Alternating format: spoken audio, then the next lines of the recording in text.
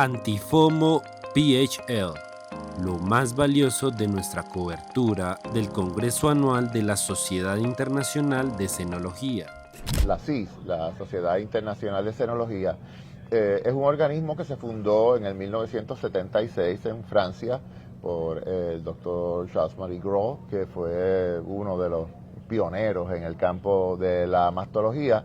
Y durante estos 49 años hemos tenido congresos cada 2 años más o menos, este siendo el 22º congreso de la CIS. La CIS recoge los organismos representativos de cada país en términos de lo que es la cenología o mastología, ¿verdad? Cenología o mastología son términos que usamos en forma intercambiable, y de esa manera podemos presentarle al mundo un mensaje coherente de cómo se debe diagnosticar, manejar y seguir los problemas relacionados al seno, no solamente el cáncer. Siempre hablamos de cáncer de seno porque definitivamente es algo muy notable, pero también hay muchas enfermedades benignas del seno, ¿verdad?, que también son importantes. Así que la CIS recoge todo eso. Puerto Rico, la Sociedad Puertorriqueña de Cenología se funda en el 2013. En el 2014 participo por primera vez en una de estos congresos mundiales, y luego de ver cómo era que funcionaba la CIS y demás, empezamos a considerar el sueño de que Puerto Rico fuese la sede de este congreso. Así que 10 años más tarde lo hizo posible. En el 2016 se lo presentamos por primera vez al que entonces era el presidente, el doctor Mundinger de Alemania, y en el 2018 sometimos nuestra petición formal para que nos consideraran como la sede de la conferencia mundial. Eso pues nada, pasa a los comités, etcétera, y nos concedieron ser la sede en el 2023, pero entonces vino la pandemia y se atrasaron los otros congresos previos. Grecia, que fue anterior, iba a ser en el 2021, acabó siendo en el 2023, y entonces pues nosotros, que éramos 2023, pues lo mudamos para el 2025 y aquí estamos. Desde la perspectiva de los conferenciantes de Puerto Rico, tenemos varios de nuestros mejores exponentes en el campo de la mastología. Hoy, por ejemplo, la doctora Edna Mora, cirujana oncóloga, presentó la experiencia puertorriqueña con radioterapia intraoperatoria. Tenemos un centro de radioterapia intraoperatoria en Centro Médico, el cual ella dirige, y data muy interesante, algo que es relativamente novel en Puerto Rico, y eso ella estaba presentando esos datos. La doctora Eva Cruz y la doctora Mayra Maldonado, excelentes radiólogas especialistas en seno, también están presentando ponencias sobre cómo hacer las imágenes de seno en pacientes que ya han tenido cáncer de seno y han sido operadas, que hay unas variaciones en eso, y cuál es la mejor forma de hacer imágenes en mujeres jóvenes,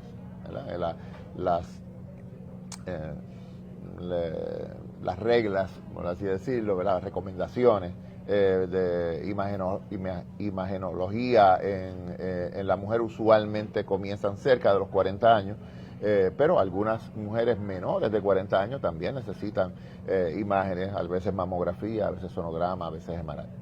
Así que ahí en la parte de diagnóstica y en la parte de manejo, oncología médica, hemos tenido también presentaciones de la doctora Noritza Rivera, el doctor Luis Vallecillo, en términos de oncología médica, y en la parte de surgical, oncología quirúrgica y reconstrucción, el doctor Joel Toro, cirujano plástico. Yo tuve también alguna de las intervenciones en la parte de cirugía. Así que tenemos un gran grupo en realidad. En Puerto Rico tenemos especialistas de primer orden y no hay nada que en verdad no podamos hacer en términos de diagnóstico, cirugía y tratamiento de todo tipo aquí en Puerto Rico. El cáncer más común de la mama es un cáncer que se llama ductal. Aproximadamente 75-80% de todas las mujeres que padecen de cáncer de la mama tienen ese tipo de cáncer. Y hay otros que son un poquito menos comunes, que se llaman HER2 positivo y los triple negativos, y esos componen el resto. En general eso es más o menos parejo, pero hay algunas poblaciones particulares en el mundo que tienden a tener más de uno de esos tipos que de otros. Por ejemplo, la población judía de ciertas descendencias como los judíos ashkenazi, que es un grupo particular, tienden a tener un % de cánceres triple negativos más alto. Factores genéticos. Y mutaciones genéticas, que la más famosa, la más conocida, son las mutaciones del gene BRCA, pero no es el único gen. Ya sabemos que hay no menos de 10 a 15 genes que son importantes en las mutaciones y que pueden aumentar el riesgo de que una mujer desarrolle cáncer de la mama. La realidad es que siempre las mujeres jóvenes son más ignoradas en este asunto, ya que pues las mamografías comienzan a la edad de 40 años y es importante que el Colegio Americano de Radiología, la recomendación es comenzar el cernimiento de una paciente sin síntomas a los 40 años.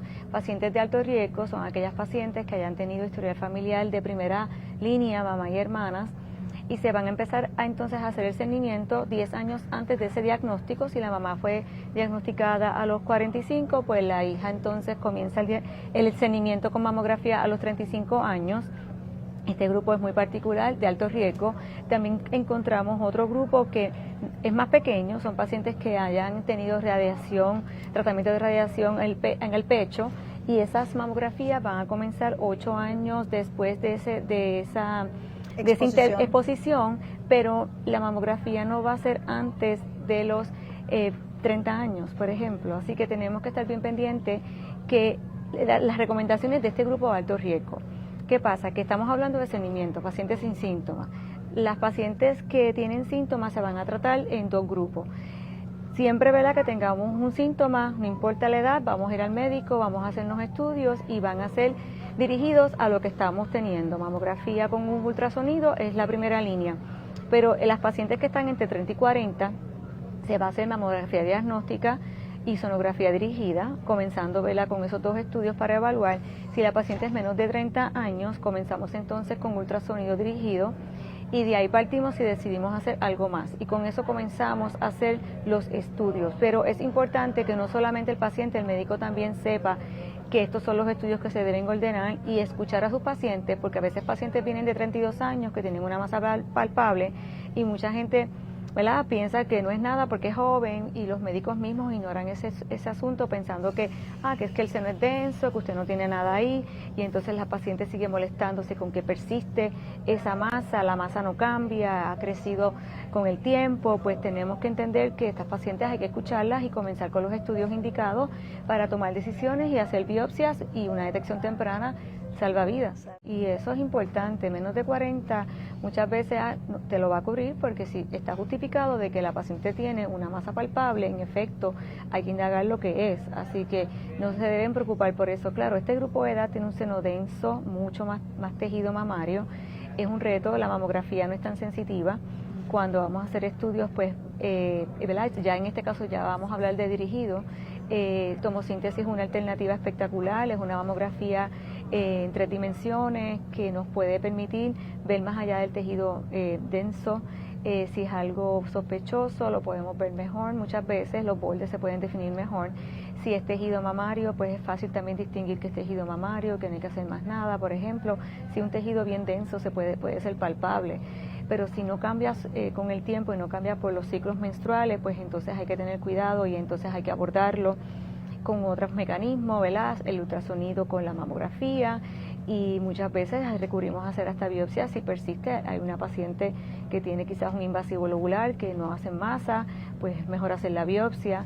El MRI de seno es otra alternativa, es más para pacientes de alto riesgo, no es para cernimiento como tal. En este caso, ¿verdad? Cernimiento sí, pacientes me refiero que no hay cernimiento para pacientes que no tienen riesgo, que no tienen ningún historial, que no tienen nada, pues es más difícil, pero sí ahora se ha probado que hay otro riesgo adicional en esta ecuación, que es tener seno denso. La mamografía con contraste se le inyecta yodo al paciente como si fuera un CT scan, se le obtiene la mamografía regular y entonces podemos sacar esa densidad del seno que tanto es un reto para nosotros y solamente destacar las lesiones si son vasculares, que como el cáncer, que el cáncer tiende a tener vascularidad para poder crecer. Si tenemos una masa de esa índole, pues podemos destacarla cuando quitamos el tejido mamario, porque lo que hace es que se hace en la misma exposición. El rayo X, un pico va a ser para la densidad del seno y el otro va a ser para el contraste en base de yodo. A mí me encanta, yo la tengo en mi centro y es una modalidad que va a coger mucho protagonismo.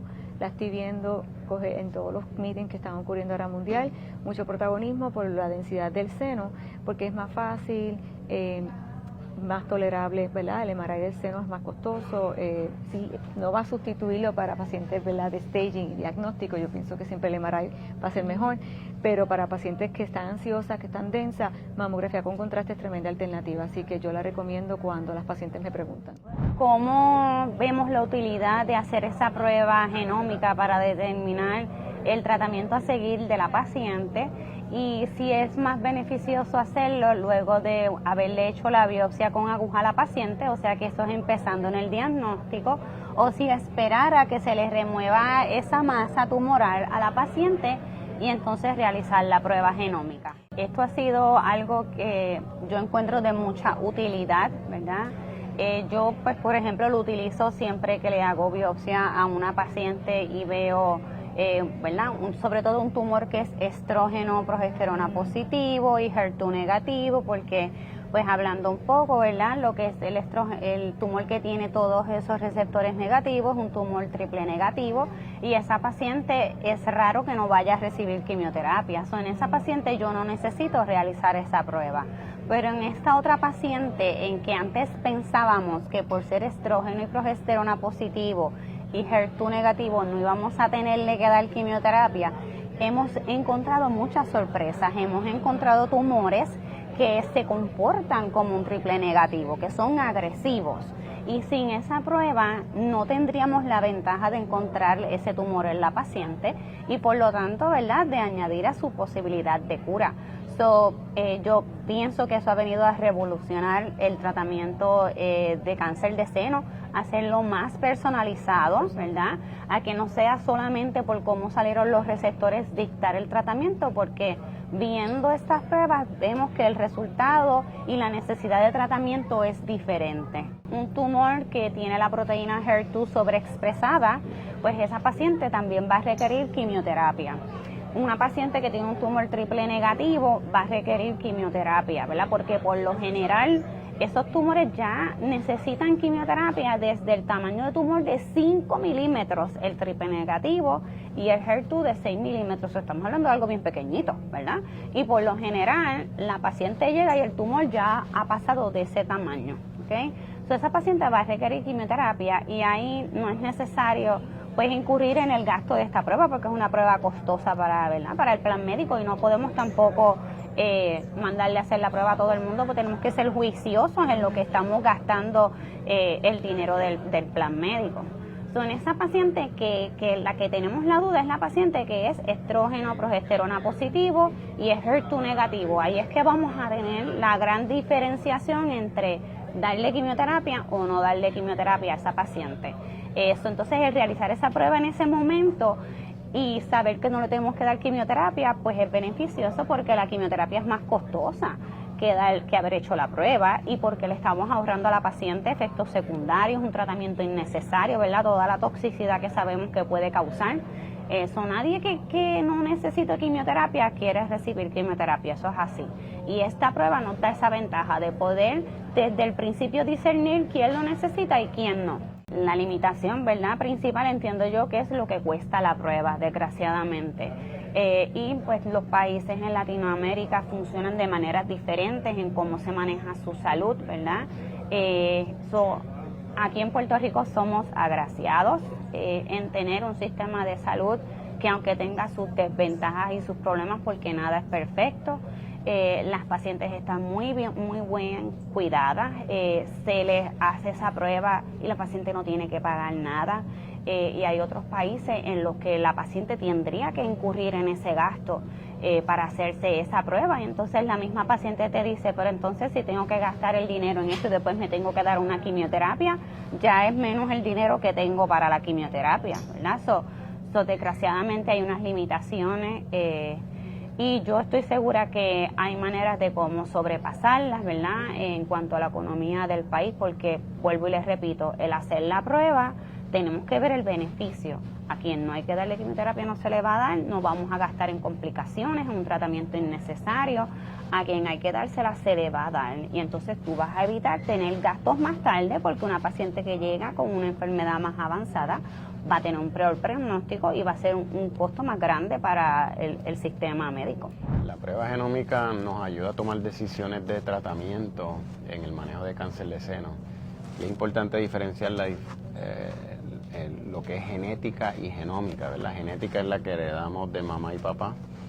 La genómica es la que el tumor tiene, básicamente la que el tumor le heredó de nosotros cuando tenemos cáncer. Y esa es la genética que estudiamos con estas pruebas y nos determina, pues mira, si es un tumor agresivo o un tumor no tan agresivo, un tumor que requiera quimioterapia, un tumor que no requiera quimioterapia. El mayor reto es que son costosas y hay que usarlo juiciosamente para asegurarnos de que no estemos mal utilizando los recursos. Y esa es la discusión que tuvimos hoy, ¿verdad? ¿En qué punto deberíamos estar haciendo estas pruebas en el curso del paciente? Si hacerlas bien temprano en la biopsia, donde se la haríamos a todo el mundo, o hacerlos más profundo en el curso de ese paciente, donde podemos seleccionar quién va a beneficiar de la prueba y quién tal vez no le hace falta, y podemos ahorrarnos ese costo. Quiere decir que no está estandarizada. Es estandarizada y se usa en ciertas situaciones ya con mucha evidencia, muy validado, ¿verdad? Tenemos varios estudios usando las diferentes plataformas en diferentes situaciones, pero todavía hay una libre selección donde el médico puede escoger una plataforma sobre otra, porque sí son pruebas comerciales. La controversia es si lo hacemos en la biopsia o lo hacemos en el espécimen quirúrgico una vez operamos al paciente, si lo hacemos en las personas jóvenes, si lo hacemos en las personas de edades intermedias o las edades más avanzadas, ¿verdad?